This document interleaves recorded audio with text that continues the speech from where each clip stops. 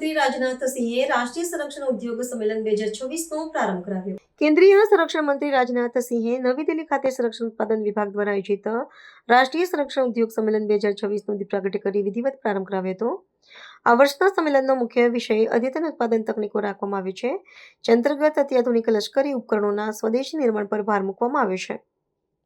આ પ્રસંગે સંરક્ષણ મંત્રાલયના વરિષ્ઠ અધિકારીઓ, ત્રણેય સેનાઓના વડાઓ અને અગ્રણી સંરક્ષણ ઉદ્યોગપતિઓ મોટી સંખ્યામાં ઉપસ્થિત રહ્યા હતા. સંમેલનને સંબોધતા સંરક્ષણ મંત્રીએ જણાવ્યું હતું કે ભારત હવે માત્ર સંરક્ષણ સામગ્રીનો આયાતકાર દેશ નહીં રહ્યો, પરંતુ મેક ઇન ઇન્ડિયા અભિયાન હેઠળ વિશ્વના અનેક દેશોને સંરક્ષણ સાધનો પૂરા પાડી રહ્યો છે. આ પરિસંવાદમાં આર્ટિફિશિયલ ઇન્ટેલિજન્સ, રોબોટિક્સ અને 3D પ્રિન્ટિંગ જેવી અદ્યતન તકનીકોનો સંરક્ષણ ઉત્પાદનમાં સમાવેશ કરવા અંગે વિસ્તૃત ચર્ચા કરવામાં આવી હતી. ખાનગી ક્ષેત્રની ભાગીદારી વધારવા અને નવીન સંશોધનોને પ્રોત્સાહન આપવા માટે મંત્રીશ્રીએ વિશેષ નીતિગત ફેરફારોની પણ જાહેરાત કરી હતી. आज जब पूरी दुनिया रूस और यूक्रेन के साथ साथ ईरान इजराइल के बीच जारी संघर्ष को देख रही है, तो हम साफ देख सकते हैं कि फ्यूचर वॉरफेयर में ड्रोन्स और काउंटर ड्रोन टेक्नोलॉजी की बहुत बड़ी भूमिका है.